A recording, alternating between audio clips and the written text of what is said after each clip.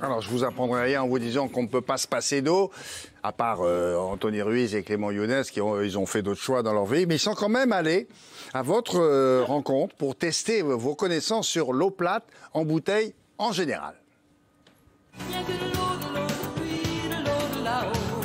Est-ce que vous consommez beaucoup d'eau?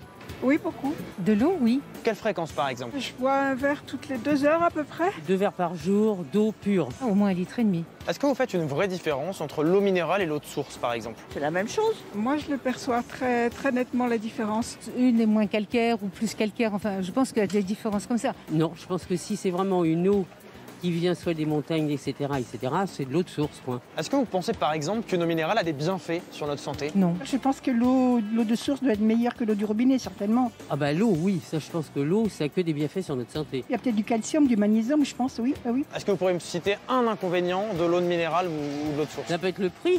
C'est lourd à porter, c'est lourd à transporter. Elles sont quand même enfermées dans du plastique. Boire de l'eau, nous le savons, c'est essentiel pour le corps humain et beaucoup de consommateurs privilégient les eaux en bouteille. Alors justement, William, quelles sont ces différentes eaux et surtout, n'ont-elles que des bienfaits sur notre santé?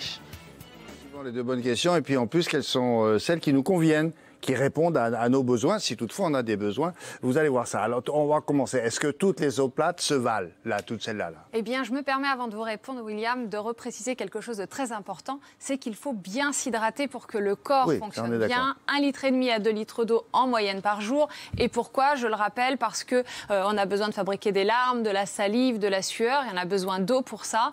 On a besoin aussi... Oui. Non, fabriquer de la sueur.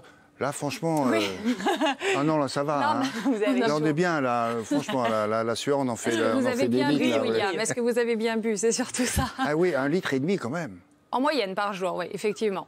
Après, ça permet mais aussi... toutes boissons mélangées. Alors, pas que de... l'eau, thé, tisane et café. Ok. Voilà. C'est tout. Le reste, les jus, tout ça, ça ne compte pas dedans. Ça permet de bien faire fonctionner les articulations. Ça permet aussi d'éliminer les déchets via les urines. Donc maintenant, je vais vous répondre, William. Est-ce que toutes les eaux plates se valent? Eh bien, pour comprendre ça, il faut aussi comprendre qu'il y a différents types d'eau. Il va y avoir l'eau de source, l'eau minérale, il va y avoir les eaux traitées, j'y reviendrai. Et en plus, je vais vous expliquer, en fonction des eaux et de la teneur en minéraux, quel bénéfice ça a pour notre santé. Quel bénéfice et quelle est celle qui nous convient, même si on ne le sait pas, parfois. Exactement. Ok, alors, pouvez-vous nous en dire un peu plus là, sur ces différents types d'eau en bouteille dont vous venez de parler là? Alors, effectivement, il faut se pencher sur les différentes étiquettes et on voit souvent, là, eau de source, on va avoir eau minérale. Il existe aussi les eaux rendues potables par traitement et j'y reviendrai. Alors, on va commencer par les eaux de source. Alors, comme son nom ne l'indique pas, ça ne vient pas d'une source en surface, mais bien en profondeur, par forage. Alors, pourquoi on va chercher l'eau si profondément? Parce qu'elle va être pure, en fait. Elle va être protégée de tous les polluants. Et pour être commercialisée, cette eau de source, sa référence, c'est l'eau du robinet. C'est elle la référence. Sa référence. Eh oui, elle s'approche le plus possible de l'eau de robinet. Et elle, c'est un exemple. C'est l'exemple d'ailleurs pour toutes les eaux. Pourquoi? Parce qu'elle répond à des normes très exigeantes, l'eau du robinet. Donc finalement, l'eau du robinet, elle est lavée, nettoyée, elle est impeccable. Elle est vraiment, et puis très contrôlée. Surtout et donc vous allez chercher une eau de source sous l'eau en disant tiens, je compare. Ah ouais, elle est aussi bien que l'eau du robinet. Mais pourquoi je vais acheter une eau de source alors j'ai qu'à prendre celle du robinet après? Oui, oui. Complètement. Je réponds oui à cette question. Oui, sans parler, quelqu'un le disait dans le micro-trottoir, du fait des bouteilles en plastique, etc. Il y a tout un débat là-dessus. Admettons, on trouve l'eau de source qui nous convient. Eau de source, des exemples, cristalline, Londine, Nestlé. Ça, c'est l'eau de source. L'eau minérale, elle est, comme son nom l'indique, plein de minéraux. C'est pareil, on va la chercher en profondeur. C'est la même histoire, sauf qu'elle est très riche en minéraux. Du coup, elle a des vertus thérapeutique. Et ça, j'y reviendrai, c'est important. Et enfin, alors par exemple, oui, quand même des petits exemples. Là, on a Evian, Vittel, Volvic. Voilà. Et enfin, on a l'eau rendue potable par traitement. Alors ça, c'est une eau pareille qui va être au même niveau que les eaux du robinet, au niveau de l'exigence sanitaire. Ce qui est particulier, c'est que ça vient de l'eau de mer ou de l'eau de rivière ou de lac qu'on va traiter chimiquement pour que ça puisse devenir potable. Traiter chimiquement, il n'y a pas de résidus après? Non. Et c'est c'est plutôt assez rare en France. On va avoir l'Odipe, qui est une eau de mer dont on a enlevé le sel et on a laissé tous les minéraux. Et puis après, si on va un peu dans les Antilles, il y a la Caruline, qui est une eau de rivière, ce coup-ci. Est-ce qu'il y a une eau parmi celles que vous venez de citer qui peut éventuellement poser problème? J'ai entendu chimique, là, il y a un instant.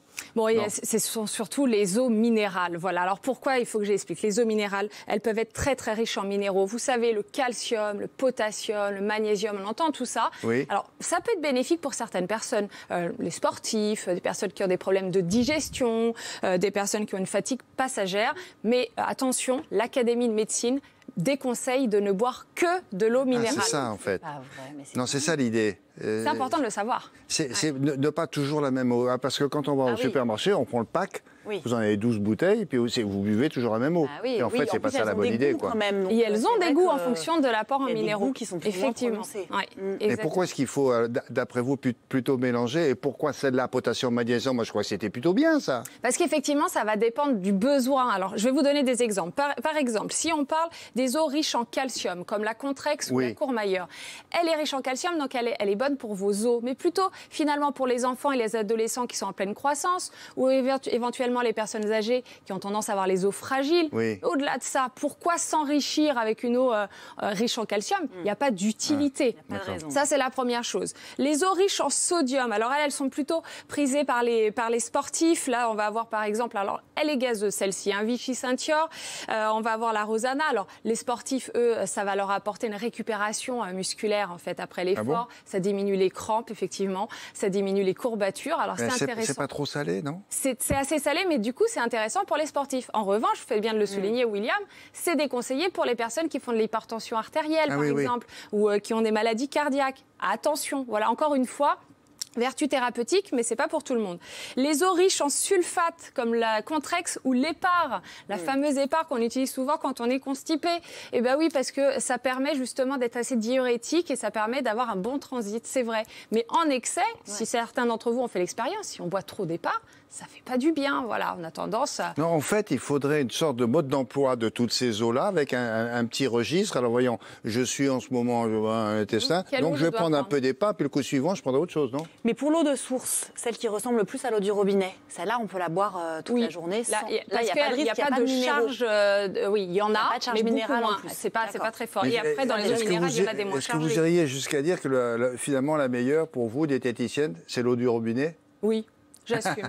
Oui, l'eau du robinet, c'est la plus simple. Non, mais la plus simple pour en prendre régulièrement. Tous les jours, au quotidien. Régulièrement, exactement. J'attire l'attention sur quand même les eaux qui sont riches en fluor, c'est important que j'en parle, comme la Kézak ou la Manon.